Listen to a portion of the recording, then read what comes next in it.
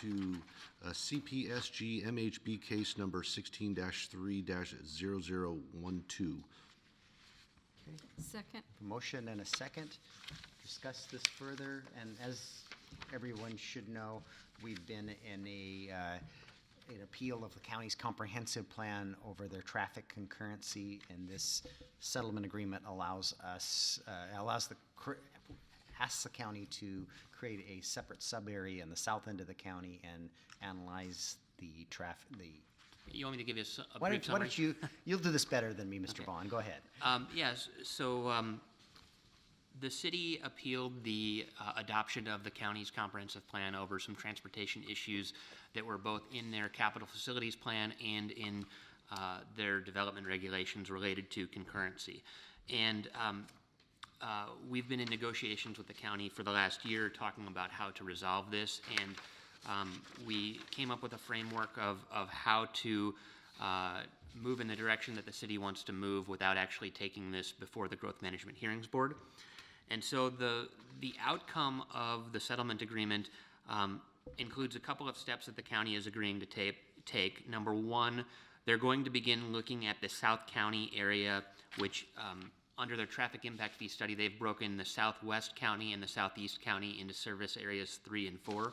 They're going to combine the south portion of the county into one service area and begin developing a transportation implementation strategy for that area to better identify what transportation projects are needed in the county to accommodate our 20-year growth projections. And so it is our hope that unlike the current county plan, which only listed I think 20 projects countywide overall that were needed in support of growth, it's our hope that we will identify additional projects that aren't currently on the list that the county needs to begin directing resources to that greatly affect development in Port Orchard and around Port Orchard and the ability of our existing residents to get around. So the agreement provides a framework for the city to be a part of the transportation implementation strategy development. There is provisions requiring peer review of certain pieces of that so that they are going outside of their transportation department to seek consultant advice, and the city will be involved in those discussions as well to make sure that they're using the best practices. And then the document will ultimately result in this plan, and the county is agreeing that upon completion of that plan, they'll take action by amending their comprehensive plan to consider the findings of that and bring those into their planning document. And so I think it's a good agreement. I think the county and the city are getting along better now on this issue now that we understand each other. And you know, I think that we're both going to continue to work in good faith to do a good, thorough planning process here. And ultimately, if we don't like the outcome of the plan that is developed, we always have the ability to appeal again at the end of this process if our concerns aren't given full consideration. After Mr. Bond's explanation, any further questions? I'd just like to thank Mr. Bond for bringing this to our attention. It's basically just a sense of inequity that we felt throughout the county, that other parts were getting more developed roads and we were being left behind. And I think this is a great step to address that, to make sure that we get the roads improved as we feel they should be. Great. Yes, you're absolutely correct. That's what this was about. Okay, with that, all in favor of approving the settlement agreement as presented, say aye. Aye. Any opposed? Hearing none, motion carries. Go get Mr. Diener out of the back room. And we're to our council committee reports. First is finance. Mr. Clausen's not here, and the committee hasn't met since No, we meet Friday. this next Friday. Wait a minute. 23rd. 23rd. 23rd, Yeah, you're right. week from Friday. Week from Friday. Yep. Economic Development and Tourism, I believe, met this week, earlier We this week. did. We met yesterday morning, and we have new members of our committee for the next 2 years. It would be Councilman Rose Pepe and Councilman Diener and myself. And we just had basically an organizational meeting. We will continue to meet the second Monday of the month, but we have changed our time to 9:30. So, and we meet here in council chambers. Other than that, what we did was simply review some of our past work plans, and we discussed what we would like to accomplish over this term. So, Okay, That's thank what we you for did, your yeah. report. I don't believe utilities met. No, actually, we won't have a meeting in February. We will be meeting March 19th at 9:30 a.m. here at City Hall. Okay, has the sewer advisory committee met since our last? No, Okay. April 18th is the next meeting, and that will be the Square Building. Okay, land use committee, I believe you met on Monday. Met on Monday at 7:30. We talked about 3 items. The first was some park benches at the Log Cabin Museum, and I think we're going to figure out whether we should assume those and mount those properly, or what's next. I think we're going to talk about this at work study. We also talked about the Vision 2050 scoping that the city and the region has been asked to be involved in. There's discussion about whether cities should provide their own responses or whether we should rely on KRCC, or maybe there should be a hybrid. Certainly some of the counties' concerns are different than the cities. But that there is, I think slated to be 1.8 million more people in our region by 2050. So it's something we need to look at, and there will be more discussion coming with that. We are under the gun for that. There is a time, a deadline associated with that. And then the last item we talked about was zoning code update, and Director Bond talked about modernizing our code, looking at how we get the message out for that, and that we'd be seeing something that's a lot more organized and structured and frankly more useful for our target audience with our zoning and development code. And then after tonight's meeting, we'll be talking about, the three of us will be talking about when we have our regular meeting, because that has not yet been decided. So it'll be Fred and Sean and myself talking about that. Okay, thank you for your report. Lodging tax has been folded into economic development, and I don't believe you have anything to report at this point. And just Festival of Chimes and Lights, you probably have, your procurement is, your garland is going through the procurement process is about the only thing I know of. Do you Yes. have any other thing to report on that? No, we just got together and provided some specs so that we could go out for bid. And we're very happy that in a short time, we expect that we'll have some new garland for the city. Just mostly what we are doing in our meeting is reviewing what took place this year and starting to make some plans for this next one, the 20th anniversary. Were we at some point going to recognize Mark Moran and Yulee Tree Farm for their tree donation? And I think we had talked about, or Mark did I Moran? miss that? you missed last meeting. Yes. We did, Okay, never mind. We had a whole party here. In fact, I will send you the PowerPoint. Yeah, Okay, you and thank Sean missed You it. didn't watch the video, did you? No, I did not. Catch that. All right. We did quite a thank you. Oh, thank you, that's Yes, awesome. we did. Thank you, though. Our next meeting will be February 27th here at City Hall. Okay, we're on to the mayor's report, and if you could get your calendars out for me, I'd appreciate it. You've expressed your desire to have a retreat, and I've narrowed it down to a first choice and a second choice, and I'm optimistic that none of you will have plans on these dates that I've picked for you. So, the first choice would be Friday, May 18th. Is anybody, Fine right now. is that looking good? Really? We're gonna do this in one try? No. I already called Mr. Clausen, the state works for him. Was the other day during the week? Yeah. We were Okay. the desire was to do it on a Friday. Okay, that works for me. What's the other one? The What's other Friday day? before that, that was the second choice, the 11th. I have to check some obligations I have. I'm okay with either. Either date, I'm good with either. okay? If there's a preference, the 11th is more preferable for me. You'd rather have the 11th, Yeah. okay? And Cindy, you're gonna give, I'll get back to you in the morning. okay. Okay. All right, and I've reached out to Triangle. In the past, you've expressed a desire to have it professionally facilitated. I think it's good to have keep us on point and somebody to capture what happens that day. Claire shared with me today, though, that she is moving on to another opportunity, so she won't be available to us. So she's going to work for Sound Transit. So congratulated her on that. But they've offered Sophie Glass. Oh. And Sophie's, who's fabulous. Beck and I both know her.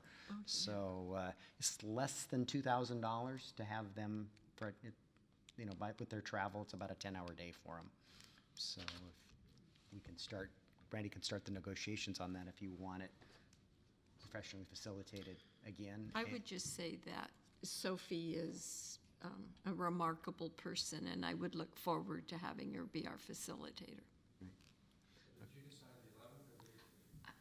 Cindy's gonna, to be determined in the morning, she says. And but you prefer, Scott prefers the 11th. 11th, 11th. and I can work with that. And someone that preferred and the 18th. John could do either? John could do either. Okay.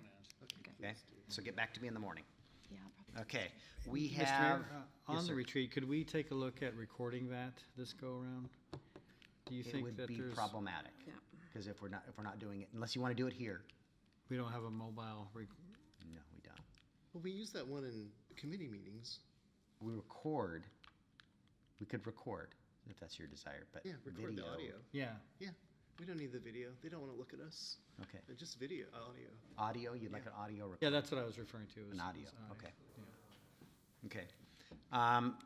My next item is we received $300,000 in state funding for the Rockwell Pocket Park in the capital budget. $300,000. 309, and then the state, there's a state department within the state that keeps $50,000 of it. So I need a letter for financial commitment from the city council that we are going to build the park. And so right now we have a concept. We need to hire an engineer to finish the design. I believe the funding source, if it costs more than 300, we're probably gonna spend, guessing, 50 on a design or less. I'll come back with a contract for that. I mean, we've got a chunk of money. We have to make up the delta on it, and I can't see it be less than 200,000 for our portion, and it would most likely come from REIT in the next budget. But we have to commit to the state that we're gonna build this park if we're gonna take their money. So I just wanna see heads nodding that you support staff preparing a And letter. this is the park at the foot of Rockwell. Rockwell Pocket Park, the between smaller of the Marley two. and the Yep. Comfort Inn. Right. Yep. Okay, am I seeing heads bobbing? Okay, Yes. thank you. Yes. Every 4 years, Kitsap Transit is required to do a review of its bylaws. And this body needs to elect a representative to attend that meeting on March 8th. I'm your transit representative for the others. I'd gladly do that for you at this meeting unless somebody at this dais really wants to do it. So I need a motion for someone to be the representative for Kitsap Transit. Yes, Mr. Diener. Mr. Mayor, make the motion that you be the representative for the review committee. Okay, there's a motion and a second. Discussion of the review committee requirement It's essentially just to see how things are working with with, representation. through their bylaws. The burning question is gonna be, right now, all of the cities have a seat. The 3 county commissioners have a seat, Labor has a seat, and Bremerton has 2 seats. That may change, and there's a position at large right now that floats. That second seat for Bremerton is probably the burning question that will be discussed in a potential change to the bylaws, and whether that floats or it has to be an elected official, so. Or the at-large? Any of the seats Okay. on the board. Oh, I see, yes. So. When do that- we get the at-large next? Is it this year? or- It's every other year it's appointed, so next year, at the end of this year, County Commissioner Gelder will be making an appointment, and it's currently with Paulsbo. So it'll either go to Bainbridge Island or us, if someone wants a seat on the transit Should board. be us. Okay, well, somebody's gotta wanna Yeah. do that. Yes. Yeah, so, and we'll talk about it at the end of the year. Facebook stats quickly, Should we vote? or oh, do I'm we? sorry, we have a motion and a second to Nice try. send the mayor as the representative to the Kitsap Transit bylaws meeting on March 8th. All in favor of that motion, say aye. Aye. Any opposed? I'm it. All right, Facebook stats. You know, we typically get 2,500 to 3,000 people respond, that we can track we have 1,384 followers, and then they repost things and share them. I know, just enough to be dangerous, I don't do Facebook. We had an event Sunday night behind the Badge Foundation. Sergeant Main did a fabulous job. 250 people were at the movie. They raised $4,000. We had, it reached 3,019 people. We had an open house for the design standards. We reached 3,184 people. Festival Chimed the Lights, 6,300. We recently posted the closure of Tremont intersection and the detour. Anybody want to take a guess? 20,000. You're darn close. Yeah. 25,127 people. So it's amazing how many people, something impactful was shared to with a lot of Is people. there a date yet? All right, I passed out a map. I'll put this on the website as long as nobody has any concerns with any of the work we're gonna do. Our Community Day of Service, April 7th, 9 o'clock in the morning. It is the beginning of spring break for the school district, unfortunately, but that was the preferred date for our, the Latter-day Saints are a big part of our work party, and we want to be accommodating. Mr. Mayor, I'd like to be there, but I will be playing with kids on break, so I won't be around. All right, but we'll hope to see as many of you as we can. Some town hall meetings coming up on the 7th here at City Hall. Michelle Caldier is going to be here at 9 o'clock in the morning doing a town hall meeting. Jesse Young will be doing one on that same day at noon. What? Wait, what was the March date again? Sorry, February 17th. 17th. Yeah, That's for Michelle? yes, this Saturday, isn't it? Yeah, this coming Saturday. Sorry, I was just trying to talk fast. And Excuse me, 9 a.m. Mayor, would you, 9 a.m.? Michelle's going to be Michelle here at 9? Caldier at 9 a.m. here in the Jesse chambers. Young? Noon. Noon. Jesse Young at noon, conducting town hall meetings. And I mentioned previously, and I have a tentative date of a town hall meeting for us on May 29th about discussion of pros and cons of single-use plastic bags. And I've talked to Matt Murphy at the Chamber of Commerce, and he wants to have I want to get some representatives from the grocery industry and the impact that would have to consumers, as well as individuals in the community that would like to see us ban that. So tentatively, that's May 29th. It's a Tuesday night here. We have a fourth Tuesday, or a fifth Tuesday that month. So I was going to book it up on that. And then the last item I have, our police department has an anomaly. A previous chief named the title of what everybody else calls an assistant chief or deputy chief. We call him a commander. And he gets a lot of respect when he goes to Navy events, but it's probably just not appropriate for a title for him. So I don't need to, it doesn't change the org chart. I'm just going to make you aware that I'm going to administratively change our commander to deputy chief to be consistent with the other places in our community. And that is the end of my report. Backing up, what time is the single bag plastic I bag haven't- meeting? No time yet? Probably the same time we do a council meeting at 6:30. 6:30, okay. I'm guessing. We are to the report of department heads. Mr. Dorsey, what's Two, exciting news? yeah, two brief comments, but yet interesting. Tremont will move into phase 2 a month and a half ahead of schedule. Oh, wow. That's the good news. The not so good news is Tremont at Pottery will be closed for 9 months till the completion of the project. There is a detour route online, and we've worked with all the businesses on the local access portion with Kaiser, Permente, with Harrison. So I feel really good. The fire district, Kitsap Transit, waste management. I mean, Kitsap County Sheriff, Port Orchard Police, so Department of Emergency Management, 911. So we've done everything that we could do well in advance, so, people can avoid if they can, so. And we reached 25,000 people on Facebook, so. That's a everybody week from knows today, about it. right? The 20th it was from what- announced. Is it the 20th? The 20th. 20th? Tuesday the 20th-ish, 21st, 2024. No sooner than the 20th. No sooner than the 20th. Okay, right. The second piece of information is actually, I think it's pretty exciting that this Friday we're going to, certain staff members, probably key staff members that live in the area.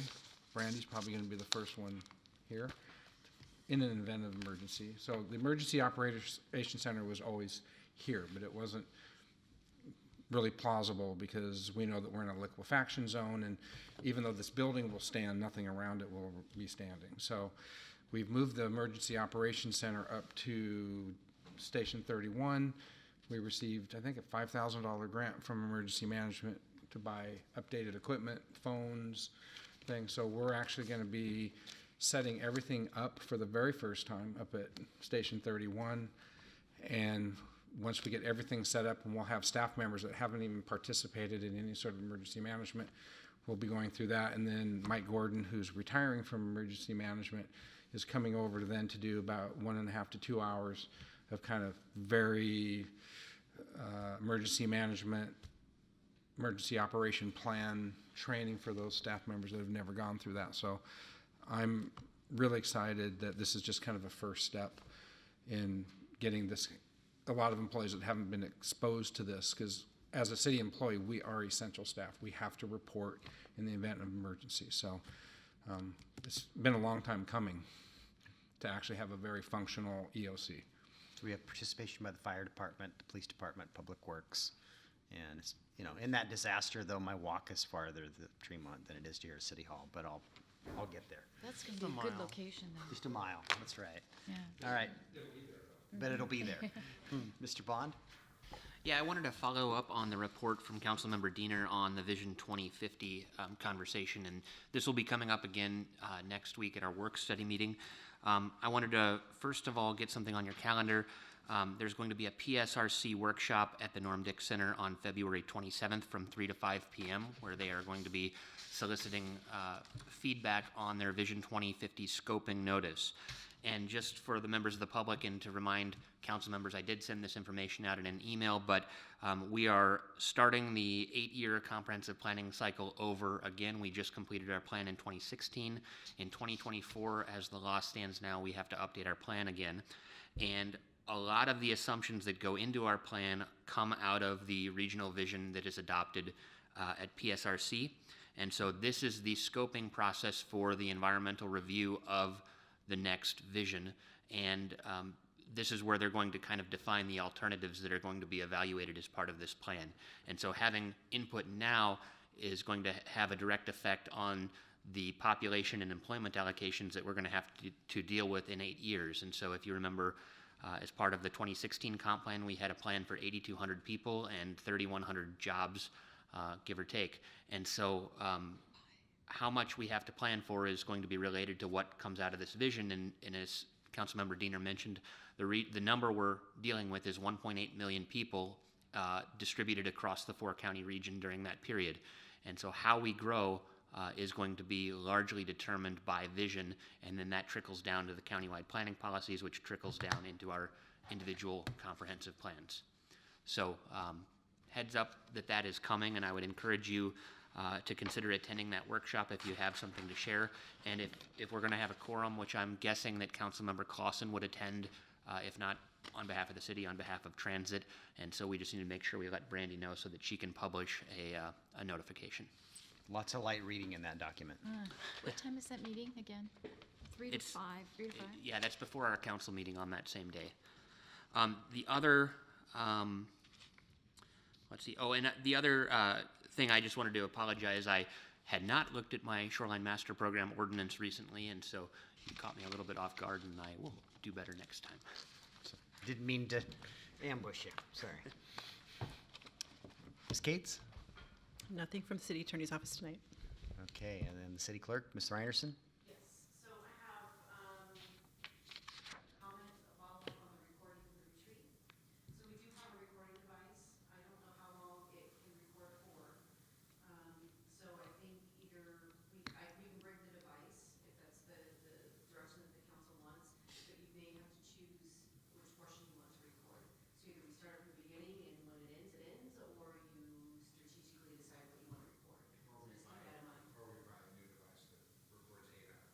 Does it have cassettes? Can you change the cassette in it, or?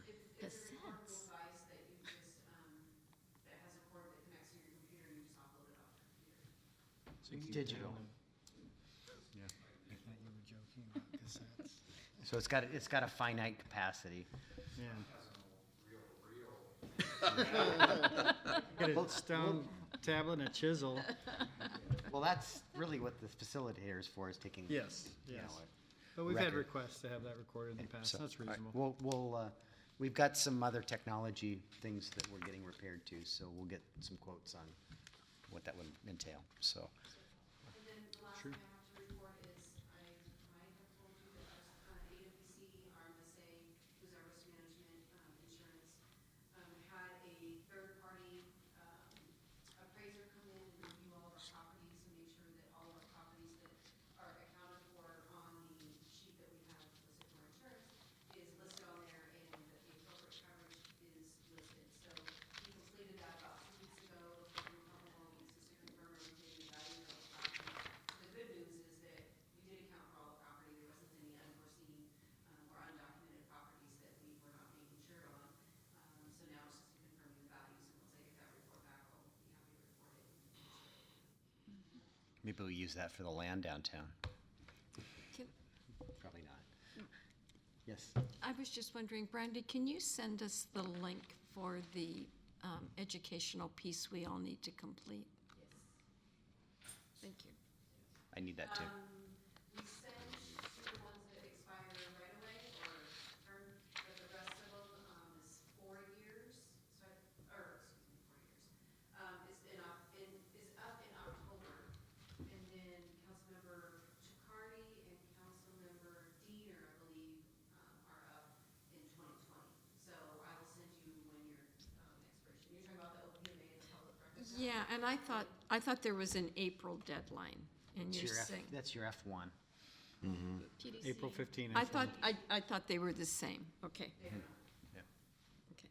So, but I'll send you your guys' dates to let you know, and you guys can decide. Yeah. 60 days notice or so would be nice.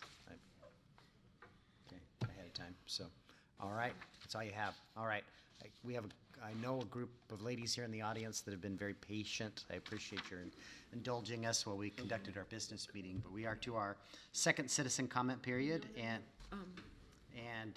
it's, so you may address the council, and you have up to, each one of you has up to 3 minutes. So with that, you can step to the microphone and state your name for the record, and tell us why you're here this evening. Good evening. My name is Sandra Butler. I'm a resident of Port Orchard. I have volunteered with the Kitsap Humane Society for many years in the capacity of event planning, fundraising, and fostering. And I financially support numerous animal advocacy organizations. And I'm a proud mom of 3 rescue pups. So what I'm talking to you about tonight is really important to me.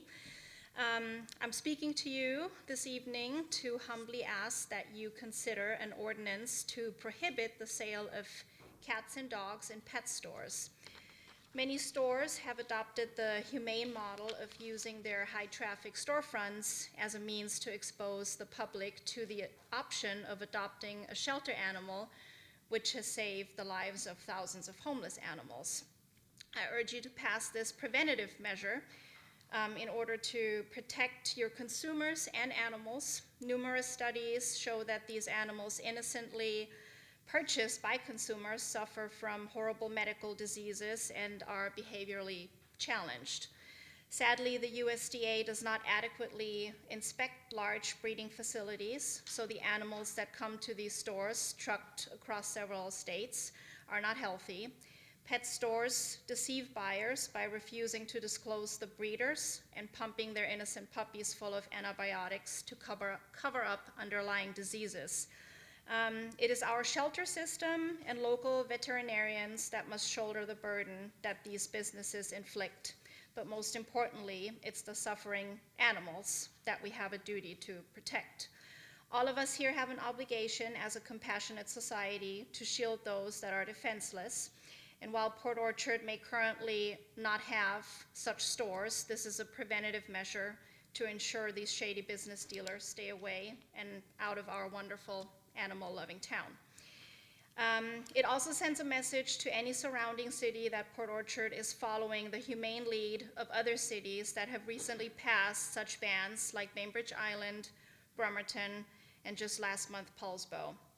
And in closing, I implore you to make the only moral choice in this case that will protect our community, the consumer, and most importantly, the innocent animals. Please ban the sale of cats and dogs in pet stores. Thank you very much for your time. Thank you for your comments. Others wishing to address the council? Good evening, Mayor, council members. My name is Teresa Donnelly. I'm also an animal advocate. I am a resident of Bremerton, but I'm also here today to encourage you to support the passing of an ordinance which will ban the retail sale of pets. I got into this movement due to the fact that I was showing and breeding my own dog 10 years ago, and I wanted to know what measures were in place to protect animals. And from that experience, I found out that commercially bred dogs were not protected. In fact, all they do have federally is the minimum survival standards, which means that they can turn around, they get no exercise, and they do not have anybody checking up to make sure they have adequate vet care. It's often numerous times the animal control has to come in order to seize these animals, and this takes place all over the country. No pet store will tell you where they get their animals. If you go into a pet store and try to ask them where the animals come from, they will not reveal that information. I also have recently learned that the USDA has taken down all of their records online as of last year. So even if you want to know where these animals come from or how they're being raised, you must put in a Freedom of Information Act request to find out such information. So what we're asking is for cities like Port Orchard to do this as a preventative measure to keep these people out of your city. Paulsbo's done it, Bremerton's done it, and Bainbridge has done it. And like I said, I realize that they're not here, but this is a preventative measure to keep them from being here. We've just heard heart-wrenching testimony throughout the 10 years that I've advocated on this issue, time and time again, of people purchasing sick and diseased animals and having to deal with the consequences of that decision. There's shelter systems that have to pay the price, there's consumers that have to pay the price, but ultimately it's the animals that pay the price. So I do ask you to please take a really hard look at this issue, do the research into it, and please make the only decision that's the most humane, and that's to prohibit the sale of cats and dogs in pet stores. Thank you. Thank you for your comments. Others wishing to comment this evening?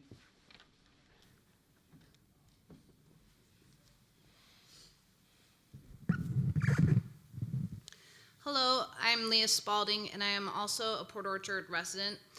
I'm also the vice president of a pet advocacy nonprofit called Their Voice, but today I'm speaking on behalf of myself. The issue with selling dogs from puppy mills is a moral issue, but it is also a consumer issue. 99% of stores that sell puppies are selling dogs that come from puppy mills. A staggering 48% are ill or harboring illness at the time of their sale. Nearly all of them will have parasites. People are spending thousands of dollars on what they believe are healthy pets, only to be burdened by unexpected vet bills, behavioral problems, and in some cases, untimely death. Most issues that could have been prevented with proper care of the mother and her offspring. No matter your political stance or background, you have interacted with pets. Perhaps you have wagging tails that greet you at home or cherished memories of a childhood pet. We want to protect that bond. Let's join our neighboring cities in Kitsap County by sending a message to puppy mills. Pets are not items to be mass produced. Thank you. Thank you for your comments. Anyone else wishing to? Okay.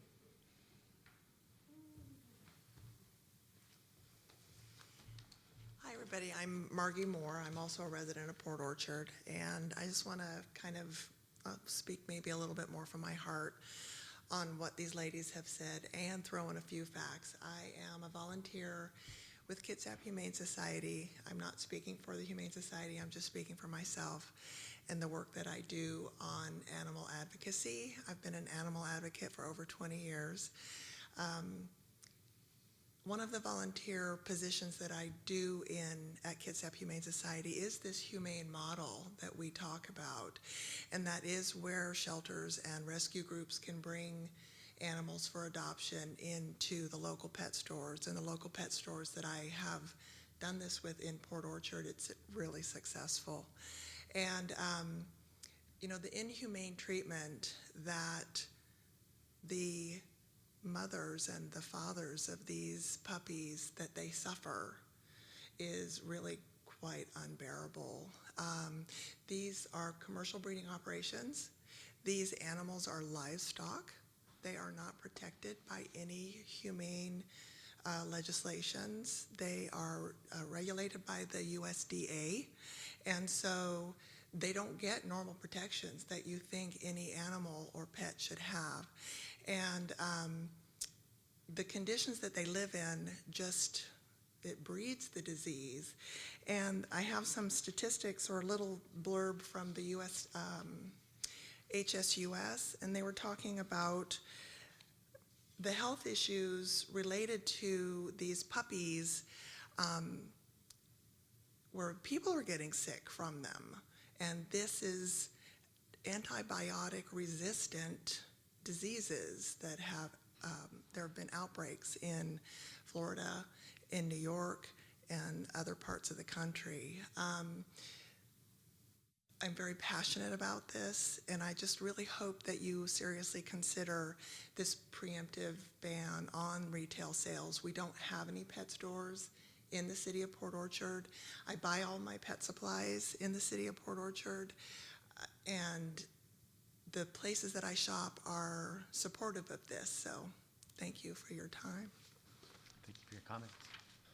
Others wishing to address the council?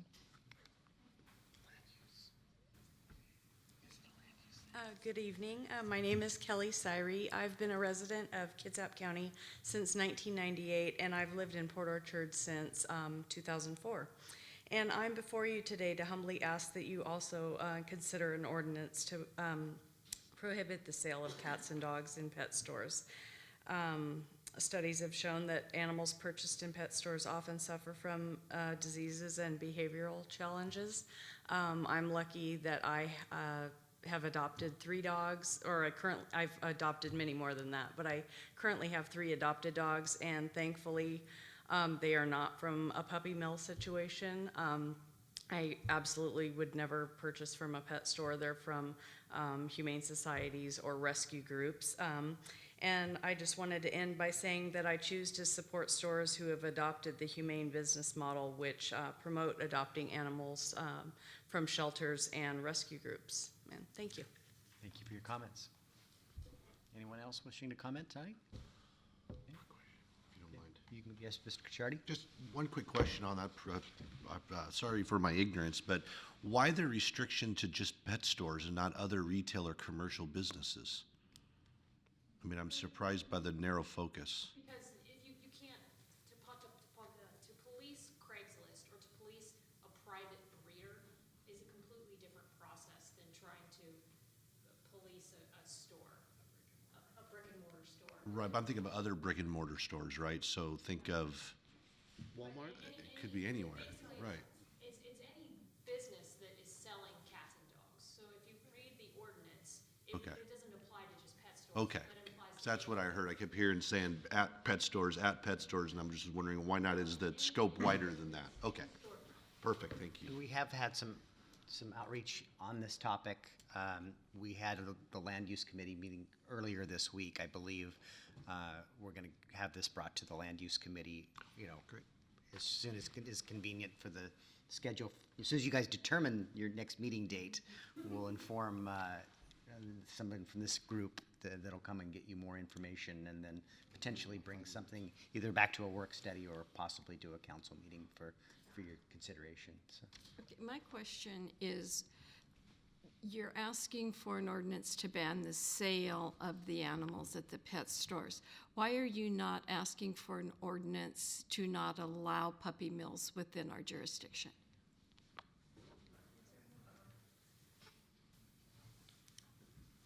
The issue to not allow puppy mills in the jurisdiction is actually something that's already, there are survival standards that are regulated by the Humane Society. So if they suspect that a breeder is not treating the animals humanely, the Kitsap Humane Society or Animal Control can go and visit those facilities. And yes, that's a separate issue. The Craigslist sales, separate issue. So the way that we attack this issue is by chipping away at the pieces that have already been successful. So we've already seen that the humane model works and it encourages shelter adoptions. There is absolutely problems with, small town breeders. And what we do as advocates is we try to educate people to inspect the breeding home, be an educated consumer, and to promote responsible breeding practices. But this is one way in which we can promote a humane model within our community. Could part of the problem be that the source of these, though, of the animals are probably outside of this area? So Absolutely. there's nothing you can control because it's not within Kitsap County or Right. Port Orchard. The small town breeders are not the ones that are supplying the pet stores. There's huge semi trucks that deliver. I guess my follow-up question on that is, are you doing anything through Olympia to not allow the importing animals from outside our state? Can you answer? Please, We probably should. we can hear better. So that is actually about 7 years ago where we started, was at Olympia. And it's kind of too big to go from the outside in, and so they're saying come from the inside out was the recommendation that we got. Same at the countywide. And so we're following the footsteps of advocates that have gotten these legislations passed, and it's working. I mean, it's working in all of these other places, and so we're kind of sticking with what is working instead of trying to fight on a huge scale level what isn't working. And there's a lot of information out there. The HSUS has an incredible section on their website about the issues, and the puppies are coming from out of state, mostly Missouri, Pennsylvania, Arkansas. They're taken from their mothers like at 6 weeks old, and they don't develop healthy relationships or healthy bonds with their litter mates or with people. I mean, I know I'm kind of going off topic, I'm sorry. But does that answer your question? Yeah. Thank you. And like I said, we're going to bring this to a committee here very soon. So, Mr. Diener? I can hold mine till committee. Okay. This has been very eye-opening. I appreciate it. So, thank you. Anyone else wishing, before I close the public comment period? Okay. Thank you and have a good evening. Meeting's over. Adjourned.